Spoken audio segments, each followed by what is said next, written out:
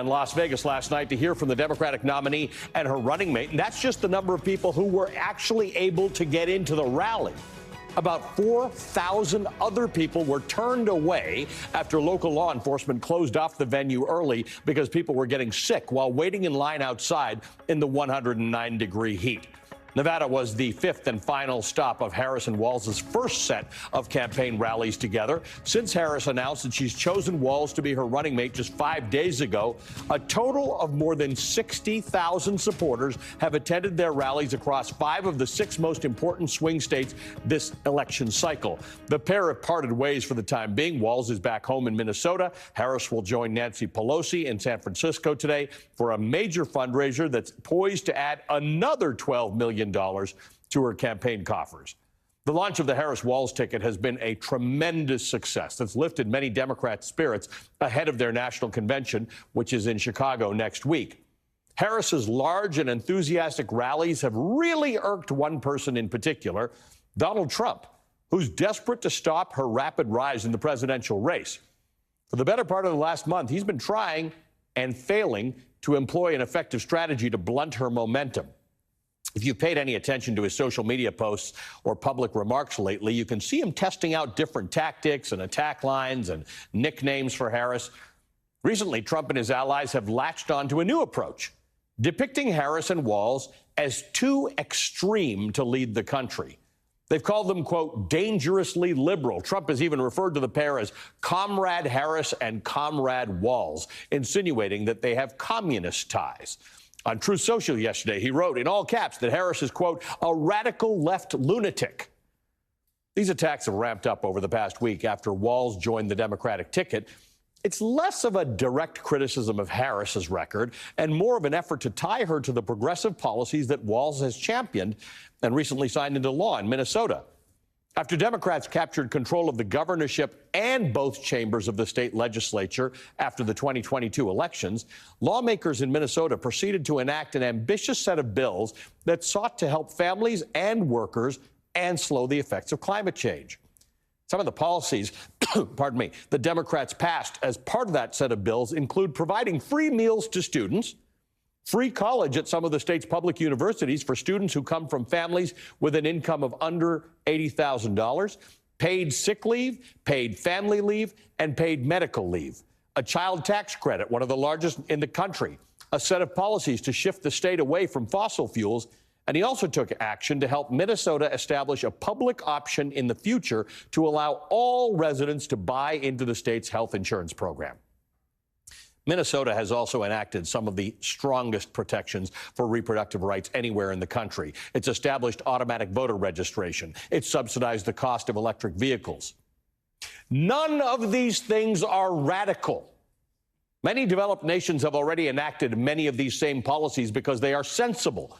They ease the burdens that many families and working class people experience on a daily basis. America is the one that's out of step with most developed countries by not already having many of these policies in place. Some of these policies are popular across partisan lines. For instance, a poll commissioned by the independent Senator Bernie Sanders of Vermont and recently released by Data for Progress found that the majority of likely voters in 6 swing states, regardless of party affiliation, said that they support reestablishing the child tax credit. As Senator Sanders wrote in a recent op-ed for The Guardian, campaigning on an economic agenda that speaks to the needs of working families is a winning formula for Kamala Harris and for Democrats in November. Indeed, it is the formula that could give Harris the sort of victory that sweeps in a Democratic Senate and a House and allows her to govern in the best tradition of Franklin Roosevelt's New Deal and Joe Biden's Build Back Better program, end quote. Joining me now is the independent senator from Vermont, Bernie Sanders. He's the chair of the Senate Health, Education, and Labor and Pensions Committee. He's a member of the Veterans Affairs, Budget, and Energy and Natural Resources Committee. Senator, great to see you again. Thank you for being with us. I just wanted to tackle this because you're somebody who has fought for many of these policies. I don't think you particularly care that people call you leftist and radical and communist and whatever the case is. But I think it's time to just put it out there that that's just not true. In these, you may be, but that's not true of these policies, right? They are mainstream policies in a lot of countries. All right, Ali, let me tell you what drives me a little bit nuts. We have campaigns where candidates go around attacking each other, and the corporate media gets into political gossip. You know, we don't talk about what's happening to working families. We don't talk about sensible solutions, which, as you indicate, already exist in countries all over the world. In many ways, we are the outlier. I am talking to you right now from Burlington, Vermont. 50 miles north of us is a country called Canada, not a radical communist country. Somehow in Canada, spending 1/2 as much per capita on health care as we do, they manage to provide quality care to every man, woman, and child in this country. And meanwhile, their life expectancy is better than ours is.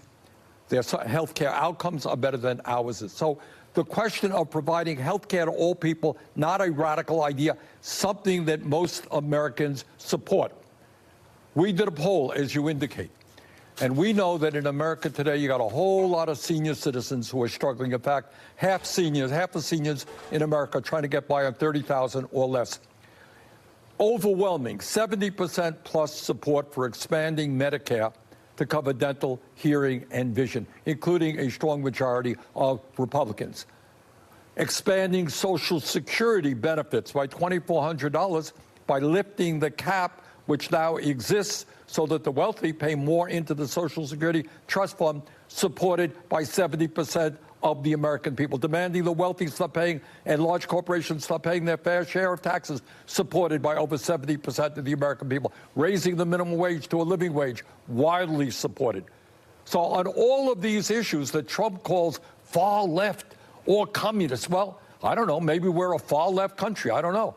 But these are common sense issues that working class families support. In fact, let me just make the argument that some of these things are conservative, because if you are going to pay half as much for health care and get better outcomes, right? I mean, that's pro-money, that's pro-business, that's pro-everybody, right? We pay less for more outcome, and that's what you're talking about here in almost all these cases. Hey, Ali, don't get me going onto health care, because we'll go on for a few hours, but the insanity of not having enough doctors, not having enough nurses, not having enough dentists, not having enough pharmacists in the richest country in the history of the world, and having a system designed to make huge profits for the insurance companies and the drug companies, you know, that to me is pretty crazy stuff. So if Trump wants to attack Kamala Harris and Tim Walz because they believe that health care is a human right, go for it, Donald Trump. Every time you open your mouth on that issue, you're going to lose more and more support in America. We have seen throughout this election, and basically through a lot of elections, that no matter what you think about democracy and all these other things, the economy tends to be a leading issue. There are two ways to approach this. You can talk about what the Biden-Harris administration has done on the economy, but a lot of that stuff, though interesting, is long-term, right? The semiconductors and infrastructure. This concept of here's what I'm going to do for you, sort of like Tim Walz has done in Minnesota. We're going to do these things nationally. Do you think there's a way to make that a winning formula in the swing states that you've been talking about? Absolutely. I think two things. I think what Harris-Walz have got to do is talk with pride about what, you know, President Biden has accomplished and the vice president have accomplished. They're real important accomplishments. But second of all, I think we got to go back to 1936 and Franklin Delano Roosevelt and acknowledge the reality.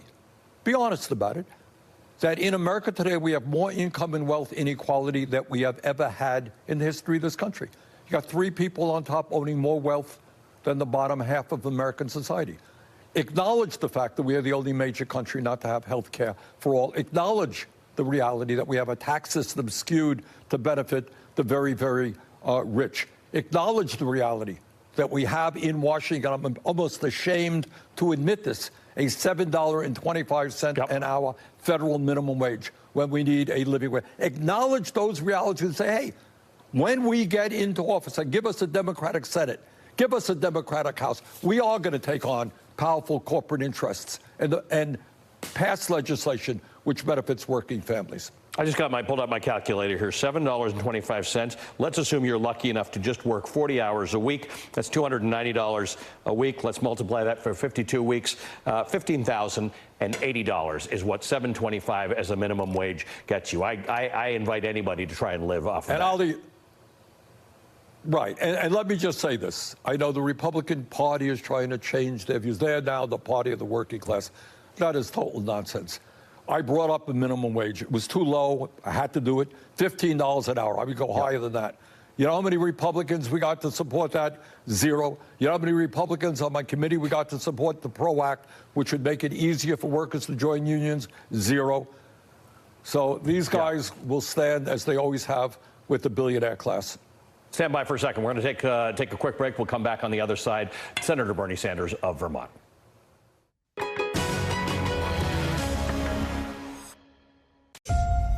Karma is a bitch, and she's sitting right here. Jesus. They chose me! Oh my gosh. The Anonymous. Set your DVR for August 19th on USA.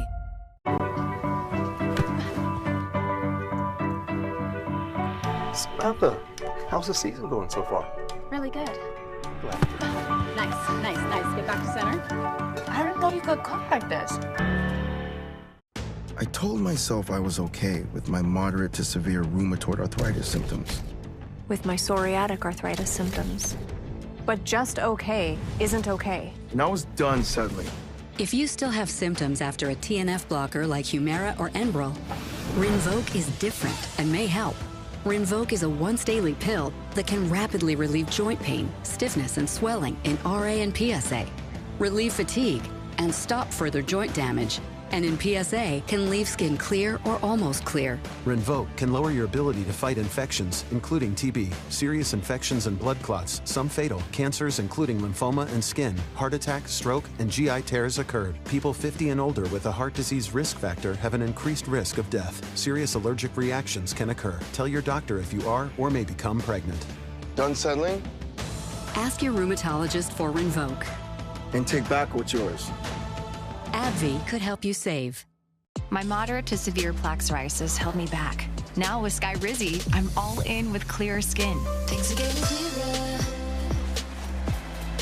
I feel free to bare my skin, yeah, that's all me.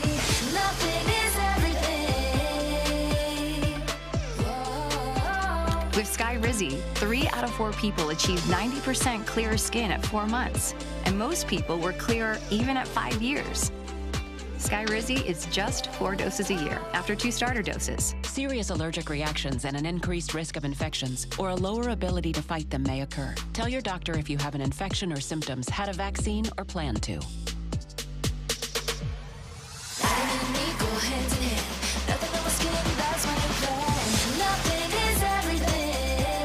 Now's the time. Ask your doctor about Skyrizi, the #1 dermatologist prescribed biologic in psoriasis. Learn how AbbVie could help you save. The best Labor Day mattress deals are happening now at Ashley. For a limited time, save up to $1,200 on Beautyrest Black adjustable mattress sets, up to $700 on Tempur-Pedic adjustable mattress sets, or up to $1,000 on Purple adjustable mattress sets. Plus, get 0% interest for 5 years on in-store purchases with no minimum purchase required. With the best mattress brands under one roof, Ashley has you and your sleep covered. Shop more Labor Day mattress deals in-store and online. At Public.com, you can grow your savings at 5.1% APY with our new high-yield cash account. There are no maintenance fees, no balance requirements, and no transfer or withdrawal limits. And by the way, you don't need a subscription either. Put your cash to work and earn 5.1% APY with no strings attached. All of the interest, none of the fees. Public.com. When I was working in the Senate, I didn't realize that it's the perfect training for the job that I have now. Covering government, covering politics, the complexity of it all. You learn how to explain that and how to live through that when you work in this building. Mastering the detail is crucial to being able to present anything that happens in Senate buildings like this or any of the other news centers that we have to focus on every day.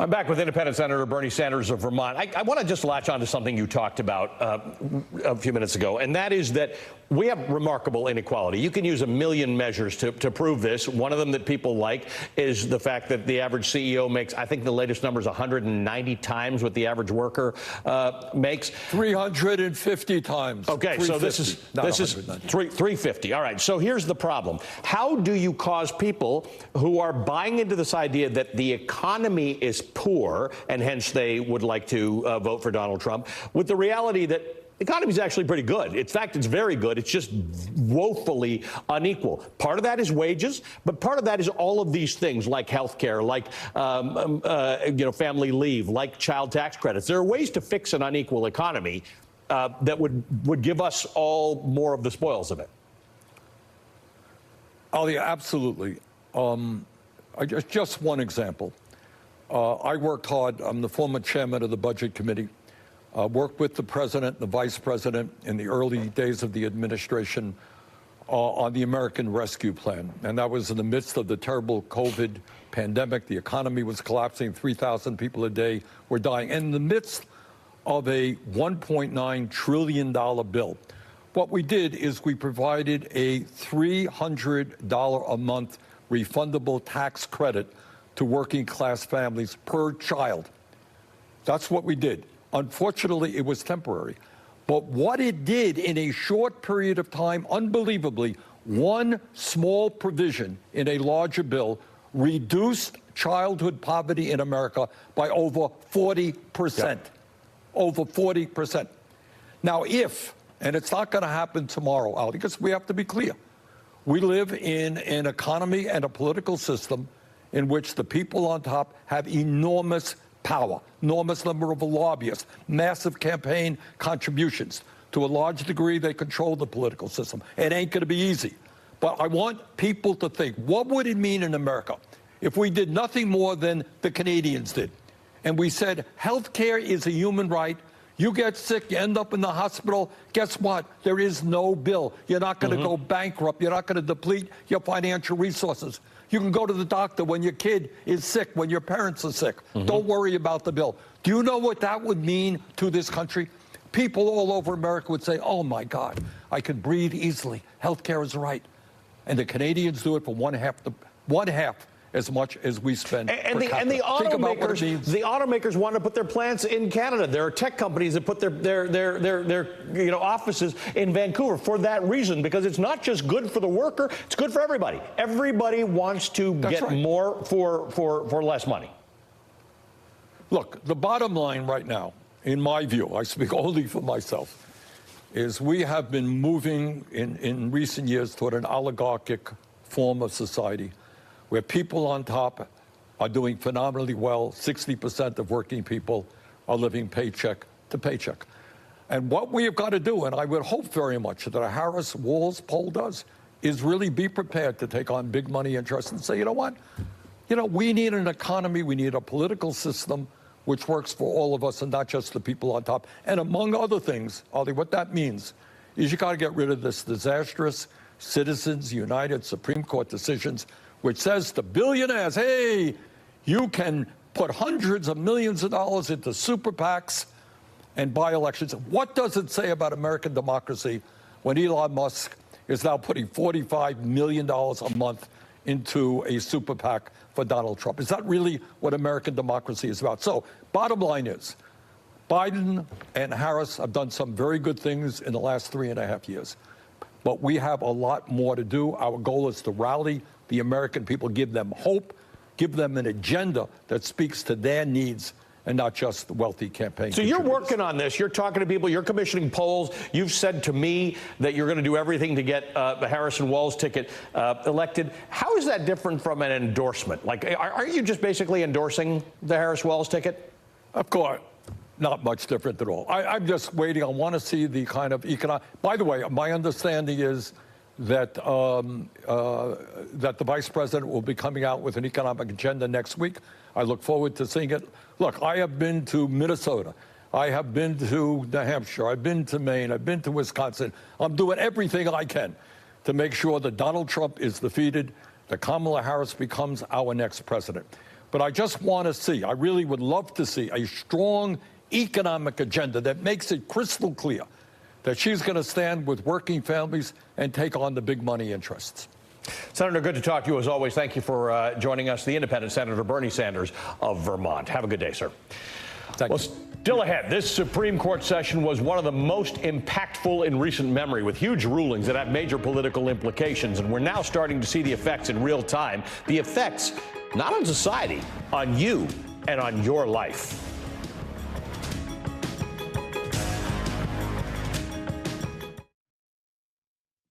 Individual SUVs for individuals. Get offers on select models at the Lexus Golden Opportunity Sales Event. Get special offers on select Lexus models.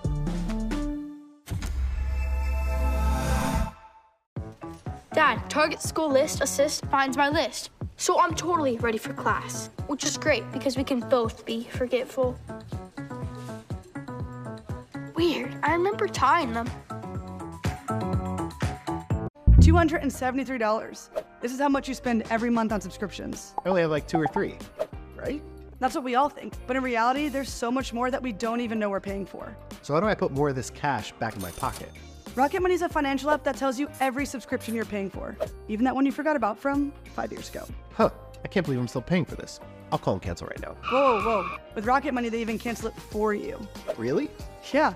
All you have to do is tap a few buttons and they take care of it. Download Rocket Money today. Soda's back. Like, actually back. The twist? It's better for you this time. You deserve that mouth-watering swirl of bold flavor and refreshing bubbles without feeling bad about it. 'Cause cravings aren't a crime, people. So no more hiding cans at the bottom of your recycling bin or sipping sparkling water with your burger and fries. It's time to love soda again. Like, right now. 'Cause we're officially bringing soda back. Hims has helped millions of guys get treatment for their hair loss, sexual health, and mental health. At Hims.com, you can find a range of chews, sprays, serums, and pills made by combining multiple doctor-trusted active ingredients into innovative products formulated for results. Find the option that works for you. Get started today at Hims.com.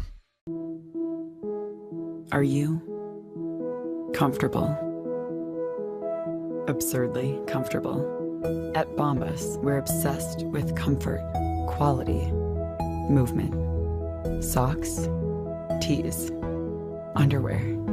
Because your basic things should be your best things. As always, one purchased equals one donated.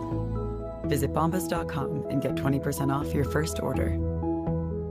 Why do couples choose a Sleep Number smart bed? Can it keep me warm when I'm cold? Wait, no, I'm always hot. Sleep Number does that. Can I make my side softer? Can I make my side firmer? Sleep Number does that. Your ideal firmness and effortless comfort all night. Can it help us sleep better and better? Please. Sleep Number does that. 9 out of 10 couples report better sleep. During our biggest sale of the year, save 50% on the Sleep Number limited edition smart bed. Plus 0% interest for 24 months. Shop now at a Sleep Number store near you. This is how AG1 works to upgrade your health routine. By combining many quality ingredients into something powerfully simple. It's time to get foundational nutrition at drinkag1.com. When your home needs work, where do you go? Angie. Angie? That's where Angie came in. With Angie, find top-rated certified pros in your area. Plus, compare quotes and pricing to help you get all your jobs done well. Find top-rated certified pros in your area at Angie.com. Tonight, one night, 2 documentaries. At 9, To Be Destroyed, the story of one community's fight against book banning. Followed by It's Okay, a short film about embracing differences in small-town America. Tonight at 9 on MSNBC.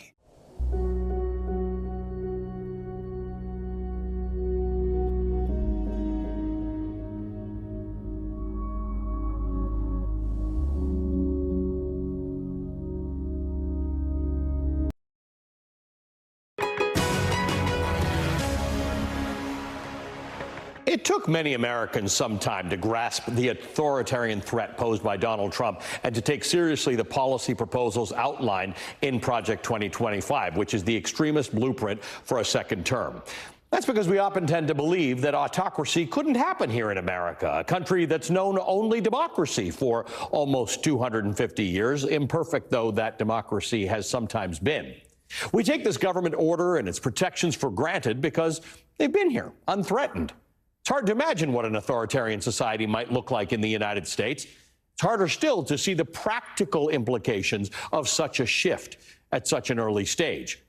But when historians look back on this period, 25 or 50 years from now, they may very well point to conservative courtrooms, particularly the U.S. Supreme Court, with its conservative supermajority secured by Trump's 3 appointees, and to the extremist Fifth Circuit Court of Appeals as the first major battlegrounds in the MAGA movement's assault on democracy. From overturning the right to abortion and drastically expanding presidential powers to dismantling the administrative state, these are all clear signs of encroaching authoritarianism, fueled by right-wing justices sitting on the high court.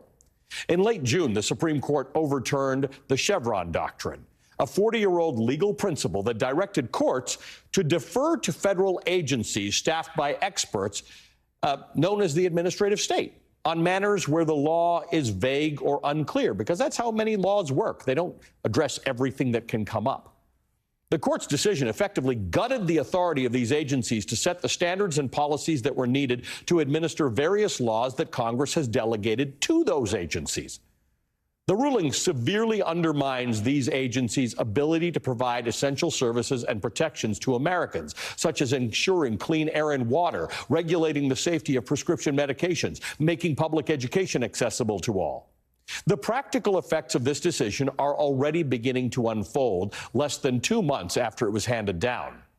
In May, the U.S. Department of Education found that the Carroll Independent School District in South Lake, Texas, had violated the civil rights of 4 students.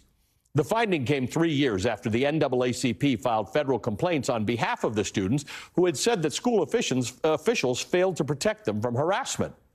The students said they were routinely subject to racist and homophobic slurs during their years as students at South Lake.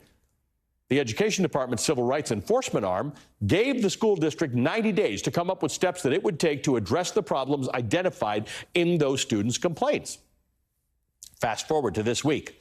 South Lake school officials informed federal authorities that they would not cooperate with the Department of Education, citing the Supreme Court's decision to overturn the Chevron doctrine. Referencing that case, South Lake officials wrote, quote, "The ability of the Department of Education's Office of Civil Rights to bring enforcement actions based on its interpretations is legally speculative if it remains at all. DOE can't take these actions against us, according to the Supreme Court, so we're not going to cooperate." This may be an early sign of the dangerous ripple effects of the Supreme Court's recent decision and a glimpse into what Republicans truly mean when they talk about dismantling the administrative state. With more on this, I want to introduce NBC's reporter Mike Hixenbach, who's been following the story. He also co-hosts the podcast South Lake and Grapevine, the author of the new book, They Came for the Schools, One Town's Fight Over Race and Identity and the New War for America's Classrooms. Mike, thank you for being with us. What a perfect example. We've been talking for a few years now about South Lake, what seems to be a very local and localized problem. And now we have the intersection of a very specific problem in South Lake, Texas, and the response to a civil rights ruling that many people thought was an abstraction. That's right. You know, South Lake is one of these school districts where the local community back in 2021 revolted against what they were calling then critical race theory, right? And so the school board is now completely controlled by kind of far-right conservatives who are saying we're not going to do a diversity, equity, inclusion training. You know, racism's not really a problem in this town. And so in this case, now that the Department of Education, the federal agency that can step in and ensure that a student's civil rights are not being violated, now that they've come in and said we found violations, this school board is taking a hardline stand and pointing to Supreme Court decisions, that Chevron deference decision, as reasons why the Education Department actually doesn't maybe have authority to protect these students in this way. And it's kind of daring because I would have assumed that the way this all plays out is that it would get to a court and a court would actually say, according to the Supreme Court, unfortunately, Department of Education, you can't enforce that regulation or interpret it. The idea that Southlake itself, that the district itself went and said, we're just not going to bother. You, according to the Supreme Court, you don't have the authority to make these changes. So too bad for you. Well, this school board has partnered with the Alliance Defending Freedom, which is a far-right Christian. But with a great name, right? The Alliance Defending Freedom. I want to sign up right now. Right. And so part of the argument they've been making is that the education department doesn't have authority to interpret foundational civil rights laws. So, for example, the Biden administration has said civil rights protections prohibiting discrimination on the basis of sex also provides protections against students on the basis of gender identity and sexual orientation. And so the Carroll School District, with the Alliance Defending Freedom and many other states, have filed lawsuits against the education department saying, you can't do this. And it applies directly to these 4 cases. 2 of the cases involve students who were bullied on the basis of their sexual orientation and gender identity.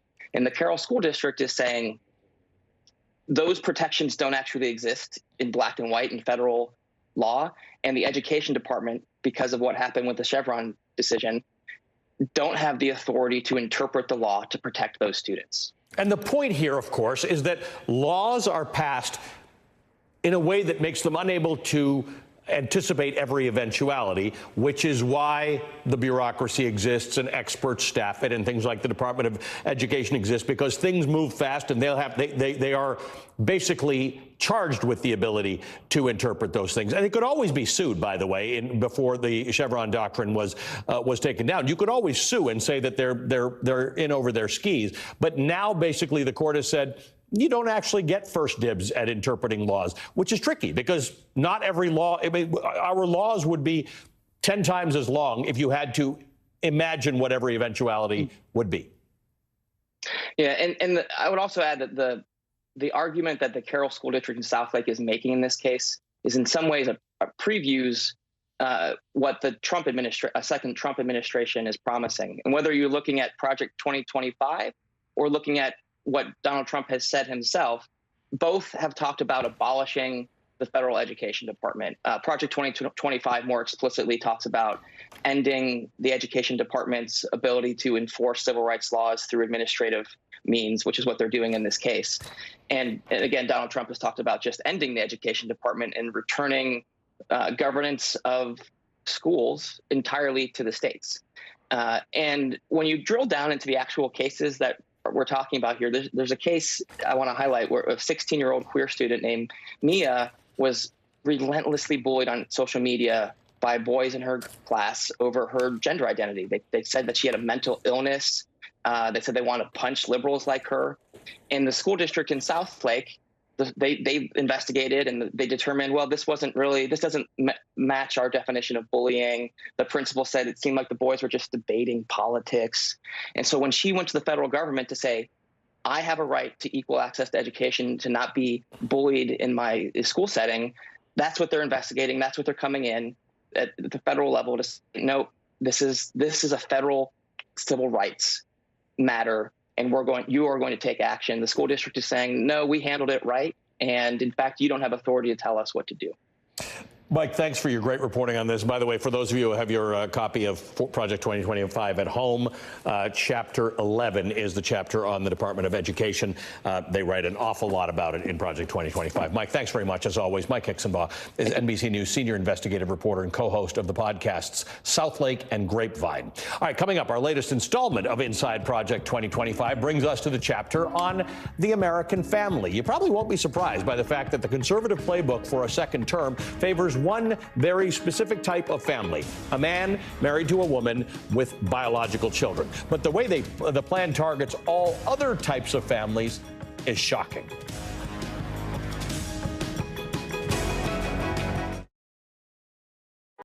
Sometimes it can feel like there's no way out of treatment-resistant depression. You take one antidepressant after another, and they aren't working for you.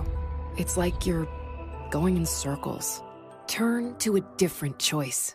Spravato is the first FDA-approved nasal spray taken with an oral antidepressant for adults with treatment-resistant depression. Spravato can cause sleepiness, feeling disconnected from yourself, your thoughts, space and time, dizziness, fainting, spinning sensation, anxiety, and breathing problems. It's taken under the supervision of a healthcare provider who will monitor you for at least 2 hours after taking Spravato.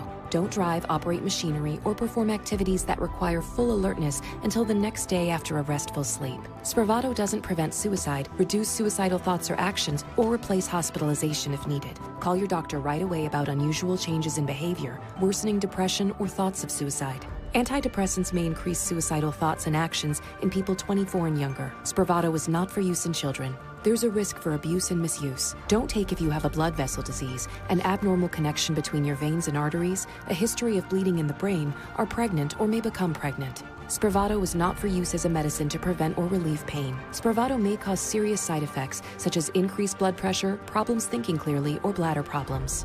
With fewer depression symptoms, you may begin to feel like yourself again. Ask your doctor about Spravato. Heather likes things smooth. So when she had a rough time getting a weight loss appointment, she came to us. Through Ro, she connected with a provider online and got a GLP-1 prescription. Now she's on her way to losing 20% of her weight in a year with diet and exercise. Now that's smooth.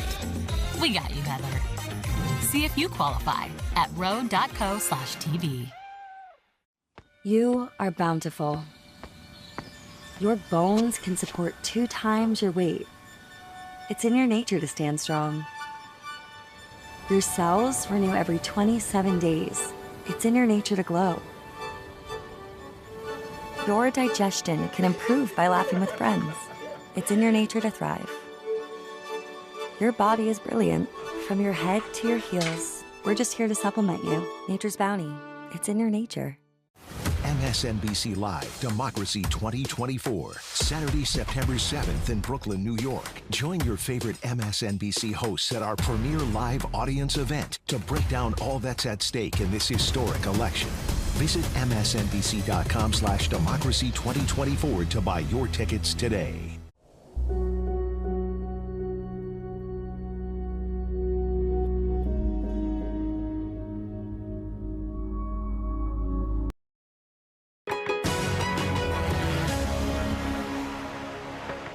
At the center of next week's Velshi Band Book Club feature is a question that many of us have considered at one point or another. Is it just blood that makes your family your family?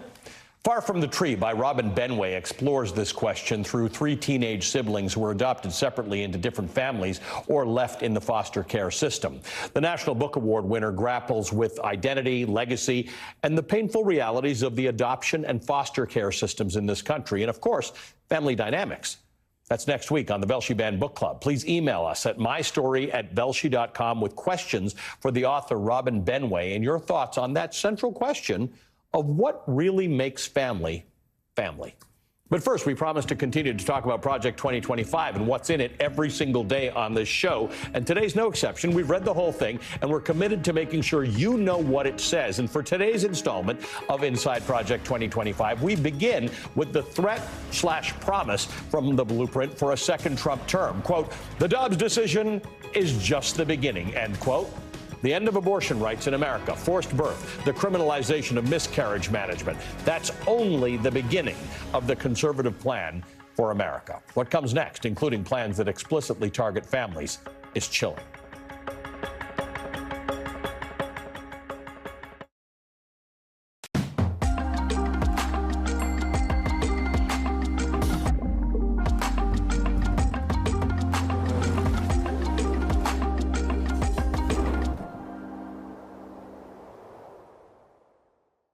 There are trucks, and then there's the GMC Sierra, available with the connected driving experience and the world's first 6-function multi-pro tailgate. GMC Sierra. It's the truck. Get 1.9% APR on select 2024 Sierra 1500 models, or get over $2,700 purchase cash. Plus, current eligible GMC owners get an additional $2,500 purchase allowance.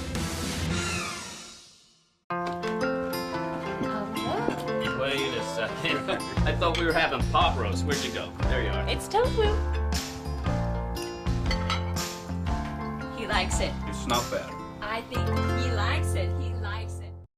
I was stuck. Unresolved depression symptoms were in my way. I needed more from my antidepressant. Vraylar helped give it a lift. Adding Vraylar to an antidepressant is clinically proven to help relieve overall depression symptoms better than an antidepressant alone. And in Vraylar clinical studies, most saw no substantial impact on weight. Elderly dementia patients have increased risk of death or stroke, report unusual changes in behavior or suicidal thoughts. Antidepressants can increase these in children and young adults, report fever, stiff muscles, or confusion, as these may be life-threatening, or uncontrolled muscle movements, which may be permanent. High blood sugar, which can lead to coma or death, weight gain, and high cholesterol may occur. Movement dysfunction and restlessness are common side effects. Stomach and sleep issues, dizziness, increased appetite, and fatigue are also common. Side effects may not appear for several weeks. I didn't have to change my treatment. I just gave it a lift. Ask about Vraylar and learn how AbbVie can help you save. Oh no. What if we don't get down in time to get a birthday gift for Zoe? Don't panic. With Etsy, we can find the perfect gift and send her a preview right away. I love this. Thanks, guys. Ooh, that's a relief. It sure is great to know when something's coming. Don't panic. Gift easy with Etsy. Okay, team. Oh, thank you so much. I couldn't have done it without you. Honestly, I don't do a whole lot here. I'm really just here for the AT&T internet. It's super fast. So any pre-launch concerns? What if nobody buys them? That's mean. Or what if everybody buys them? Oh, I hadn't thought of that. That's probably not going to happen. Can we handle that kind of traffic? The network can handle it. I downloaded 8 hours of true crime stories just during our last video call. I'm learning a lot. You ever feel like the only place you can find cars is in car commercials? Oh, this isn't a car commercial. This is an Auto Trader commercial. And this is one of the millions of new and used cars that you can find on Auto Trader. You can find cars like the ones on your favorite show. Oh, no. Or the car in this show. Get out the water. I bet I can even find the cars in my feed. Sure can. You can even find the car in that movie on Auto Trader. Hey, find your own car. One of the things I like about what I get to do is that each day is pretty unique. I might wake up and find out there's a brand new poll out, and I want to dive into it and get something on air about that poll. Or I might find out that there's not a lot of new numbers in the world today, and so today's going to be a day I'm going to spend researching, learning about a state, about the different counties, about the voter history, about the demographic trends, and just committing that all to memory. The only way to really be prepared is to get it all in my brain at a time.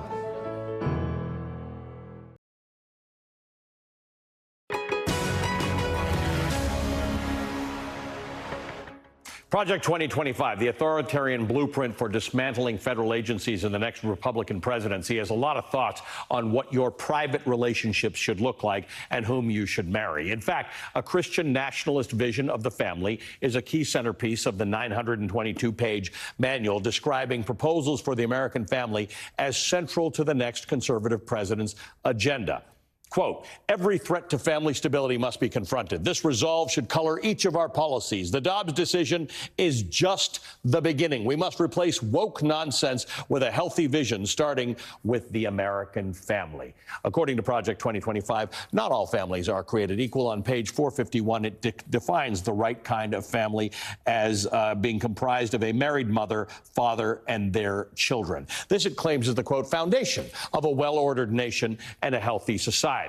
Promoting this biblical concept of family is cited as a top 5 goal for a revamped Department of Health and Human Services, or HHS, which it criticizes for, quote, having lost its way by promoting equity in everything we do.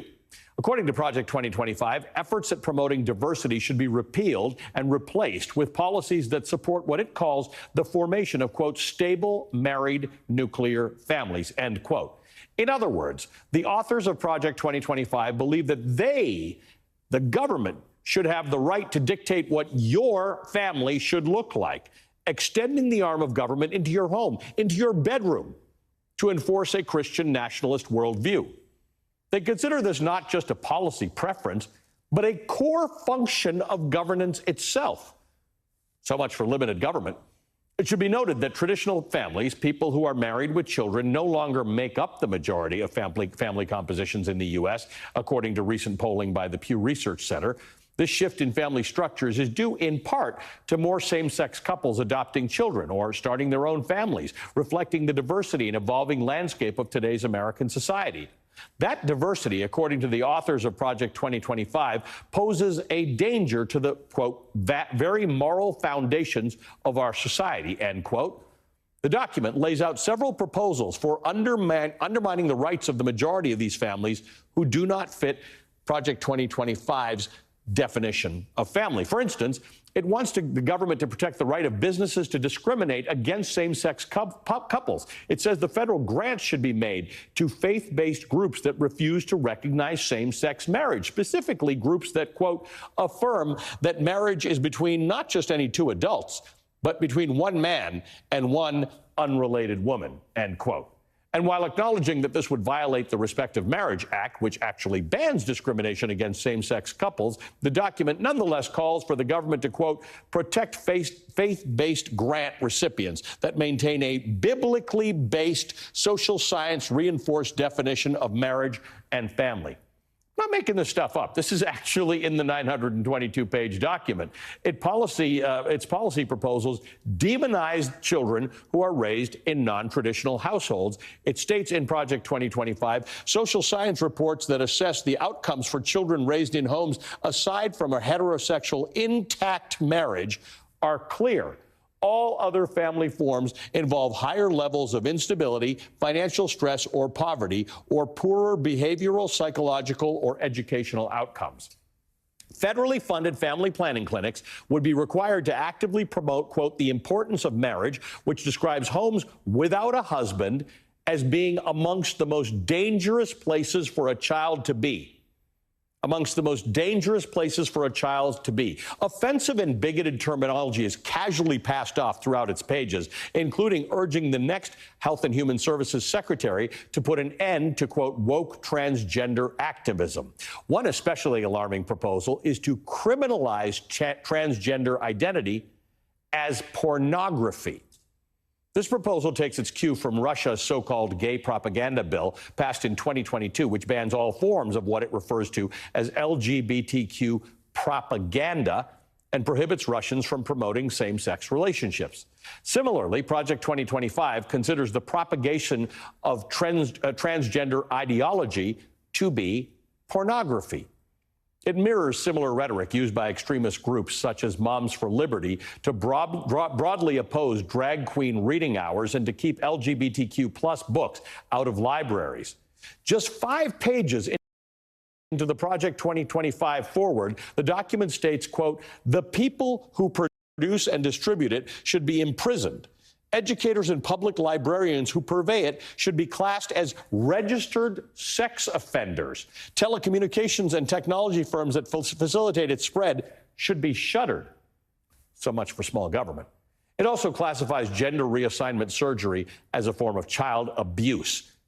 To confront these, what it calls threats to straight heterosexual couples, Project 2025 proposes economic incentives for traditional nuclear families, advocating for policymakers to, quote, use government power, including through the tax code, to restore the American family.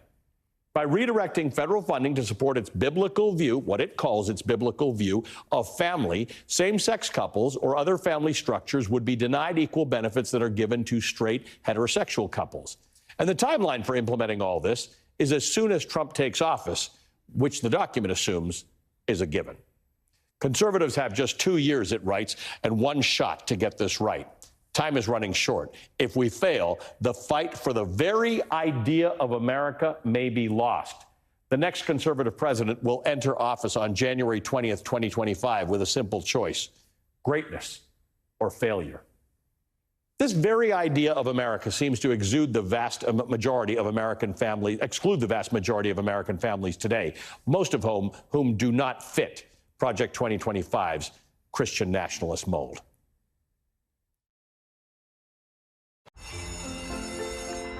You may come from a plug family, and I come from a no-plug family, but one day, our great families will come together in marriage.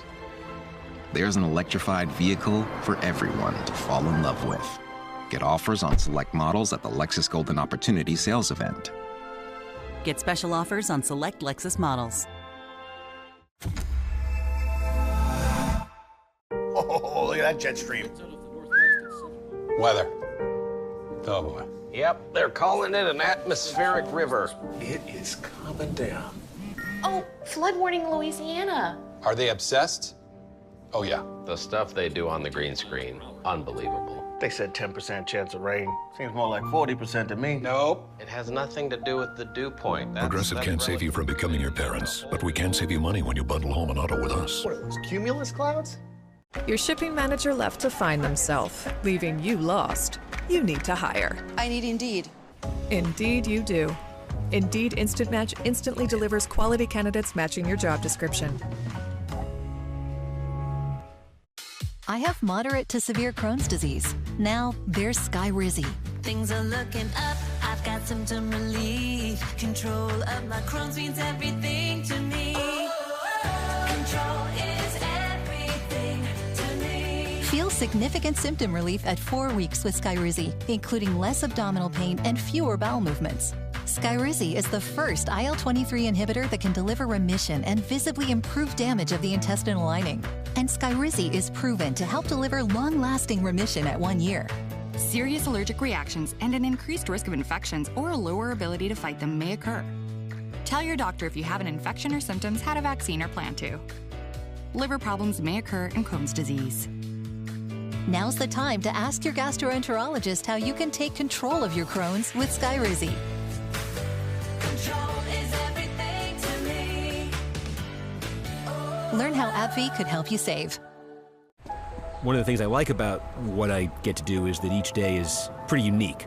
I might wake up and find out there's a brand new poll out, and I want to dive into it and get something on air about that poll. Or I might find out that there's not a lot of new numbers in the world today, and so today's going to be a day I'm going to spend researching, learning about a state, about the different counties, about the voter history, about the demographic trends, and just committing that all to memory. The only way to really be prepared is to get it all in my brain ahead of time.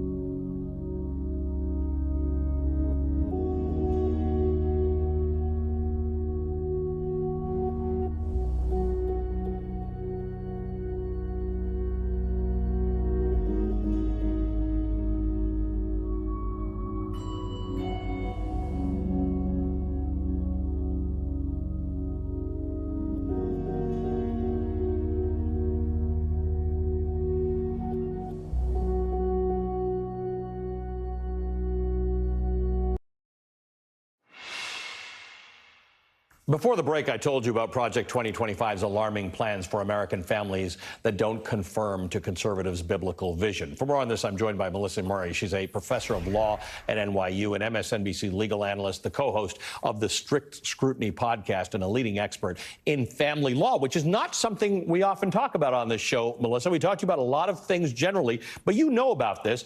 It's wild reading, Project 2025. Wild reading on a lot of levels, but this part about family, it's really wild reading. It makes no bones about what it believes a family should be. And what we're talking about gay families and transgender kids, forget that. It doesn't even think single parenting is legitimate.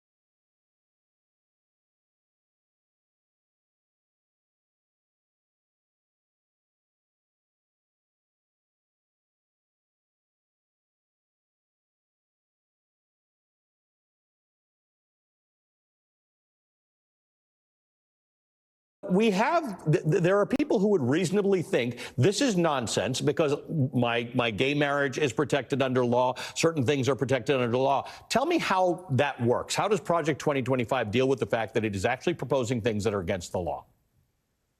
No, that's a really great question, Ali. I mean, we have lots of protections. For example, the Bostock case for a few years ago said that gender identity, sexual orientation is a protected category for purposes of Title VII, the federal anti-discrimination law that deals with private workplaces. What Project 2025 does is says that it will deploy various aspects of the federal government, the executive branch, the Department of Labor, the Department of Justice, to interpret that decision in a different way to limit the consideration of certain categories and characteristics in different aspects of federal hiring. So that's one way that they could limit it. Another way in which they discuss this is to deploy various aspects of the Department of Justice to promote and prosecute what they call discrimination against sort of traditional family life. So to prosecute wokeness, as it were. All of this can be done simply by having control of the executive branch. You don't need Congress, you don't need the courts, you just need a president with a new attorney general and a Department of Justice that they're willing to deploy for this purpose.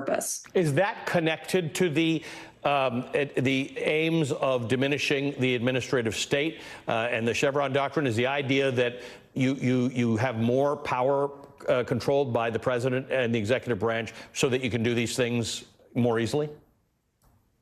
Certainly. I mean, it definitely connects up with what you've talked about on this show before, the elimination of career professionals with expertise in favor of party loyalists. That's certainly part of it. But isolating all of this in the executive branch and with the assumption that the entire executive branch, all administrative agencies, are operatives of the president as opposed to independent entities, that's core to all of this. Let's talk about, I want to ask about one thing, and that is the tax code. They're talking about preferential tax treatment to what they think the biblical family is.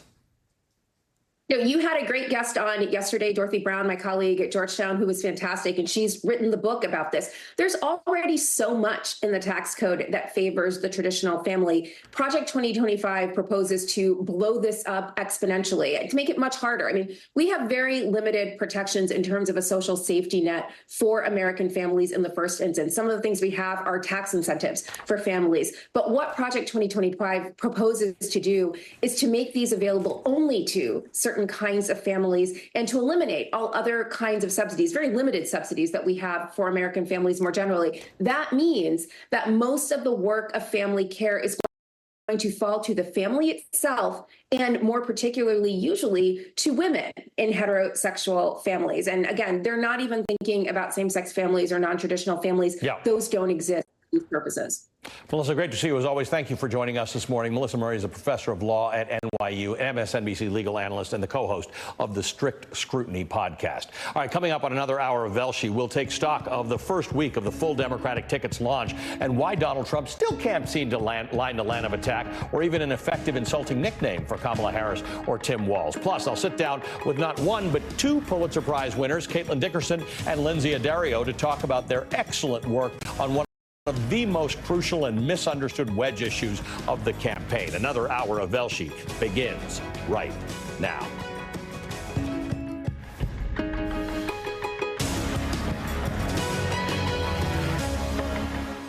Good morning. It's Sunday, August the 11th, 86 days until the election. It's been an unforgettable week for Kamala Harris and Tim Walz. In the 5 days since Walz joined the campaign, they've transformed the presidential race and galvanized the Democratic base.